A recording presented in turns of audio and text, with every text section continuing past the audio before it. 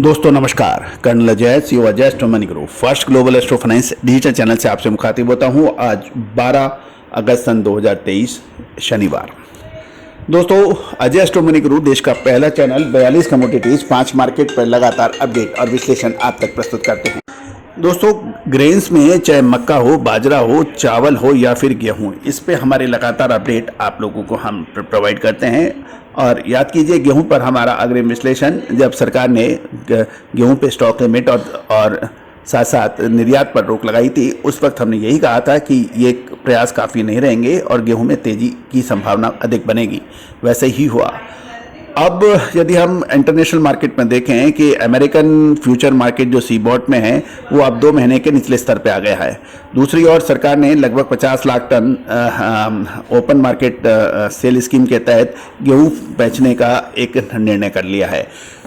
तीसरा महत्वपूर्ण पॉइंट ये भी इम्पॉर्टेंट है कि रूस यूक्रेन की लड़ाई के में काला सागर संधि के भंग होने से अंतर्राष्ट्रीय बाजारों में तुरंत गेहूं के दाम आकाश छूने लगे थे, लेकिन अब एक स्थायित्व नजर आ रहा है, क्योंकि यह यदि अमेरिकन वायदे बाजार को देखें तो भाव $6.4 प्रति बुशल से नीचे चला गया है और 3 अगस्त को ये $6.3 के 2 महीने के निचले स्तर पर पहुंच गया था, क्योंकि दुनिया और जो अपेक्स प्रोड्यूसर कंट्रीज हैं उनके उत्पादन और साथ साथ प्रमुख निर्यातक देशों के द्वारा, विशेषकर रूस ने साइबेरिया में सूखे की चिंता से काफ़ी निजात पाली है और करंट मार्केटिंग ईयर के लिए एक बार बम्पर फसल का संकेत दे दिया है। इस बीच 3 अगस्त को समाप्त सप्ताह में संयुक्त राज्य अमेरिका ने 5.65 लाख टन गेहूं का निर्यात किया, जो मार्केटिंग ईयर करंट वन में सबसे अधिक है, जो कि पर्याप्त फसल की ओर इशारा कर रहा है। तो दोस्तों, अब साथ साथ केंद्र सरकार ने खुले मार्केट के अंदर जो 50 लाख टन गेहूं को उतारने का निर्णय किया है, ये एक मास्टर स्ट्रोक हो सकता है। गौरतलब है कि ओएमएसएस के तहत बेचे जाने वाले गेहूं की मात्रा को एकाएक 15 लाख टन से बचाकर 50 लाख टन करने का जो निर्णय है, वो एक ऐसे समय पे आया है कि जब अब गेहूं के निर्णायक स्तर देखने को मिल सकते हैं।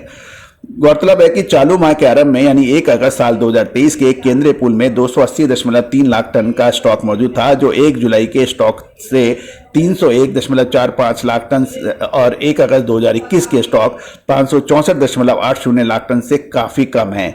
मगर 1 अगस्त साल 2022 के स्टॉक से 286.45 लाख से अधिक है। 1 अगस्त 2023 को मौजूदा 280.3 लाख टन के स्टॉक में से 50 लाख टन गेहूं यदि ओएमएसएस के तहत बेचा गया तो सरकार के पास सार्वजनिक वितरण प्रणाली यानी पीडीएस के व अन्य कल्याणकारी योजनाओं के तहत सप्लाई करने के लिए इस महत्वपूर्ण खाद्यान्न का सीमित स्टॉक बचेगा। गौरतलब है कि अब गेहूं की नई सरकारी खरीद अप्रैल 2024 में आरंभ हो सकती है, जो अभी काफी दूर है। हालांकि इन योजनाओं की आपूर्ति के लिए गेहूं की कमी नहीं पड़ेगी, लेकिन इसकी बकाया बैलेंस स्टॉक काफी घट जाएगा। ये माना जा रहा है कि सरकार विदेश से स्वयं या प्राइवेट व्यापारियों के जरिए भारी मात्रा में गेहूं मंगवाकर घरेलू प्रभाग में इसकी आपूर्ति और उपलब्धता पर बढ़ाने का प्रयास कर सकती है। मगर सरकार ने अब दूसरा वैकल्पिक रास्ता अपनाया है। वैसे भी ओएमएसएस के अंतर्गत 50 लाख टन गेहूं को 31 मार्च साल 2023 तक बेचा जाना है, इसलिए इसमें अभी कोई बड़ा जोखिम नजर नहीं आ रहा है। गेहूं का स्टॉक बेशक लिमिटेड है, लेकिन सरकार का प्रयास इसके घरेलू बाजार में भाव में आ रही तेजी पर अंकुश लगाने का है। अब पॉइंट यह भी है कि ओएमएसएस के तहत प्रत्येक खरीदार को 10 से 100 टन तक ही गेहूं खरीदने की अनुमति दी गई है और इसकी सीमा बढ़ाई जाने की मांग हो रही है। लेकिन सरकार का कहना कुछ अलग है कि इससे इस बात तो निश्चित है कि भारतीय खाद्य निगम की साप्ताहिक ई नीलामी की प्रक्रिया नियमित रूप से जारी रहेगी और मिलर्स गेहूं की खरीद नियमित रूप से करते रहेंगे। दोस्तों, अब महत्वपूर्ण यह है कि सितंबर और अक्टूबर गेहूं के लिए एक महत्वपूर्ण निर्णायक मोड़ हो सकता है और उसमें क्या होने की संभावना बनेगी, ये एक विशेष विचारणीय प्रश्न है। दोस्तों, गेहूं, मक्का, बाजरा और चावल पर हमने लगातार अपडेट दिए हैं। चने के ऊपर आपको हमारी लगातार अपडेट आए हैं, साथ साथ मसालों पर हमने आपको लगातार अपडेट दी हैं, साथ साथ कपास में भी आपको जब निचले स्तर पे कोई बात नहीं कर रहा था उसमें तेजी की बात कही थी जो सत्य साबित हुई। सरसों के अंदर भी देखिए 6000 से ऊपर के भाव नजर आए हैं, जबकि लगभग 1000 रुपये पिछले 2 महीने में बढ़ चुके हैं। साथ साथ यदि आप चने में भी देखें तो चने में भी शानदार तेजी पिछले 1.5 से 2 महीने में बनी है। साथ साथ यदि मसालों के अंदर देखें, हल्दी, जीरा, धनिया, लाल मिर्च, काली मिर्च, छोटी इलायची, बड़ी इलायची, सौंफ और अजवाइन पर भी हमने जो अनुमान दिए थे वो सत्य साबित हुए हैं। दोस्तों, तेजी आने के बाद तेजी और मंदी आने के बाद मंदी कहने से कभी कोई फायदा ना कभी हुआ है ना होगा। विश्लेषण वही है जो समय से पहले आपको अपडेट करे।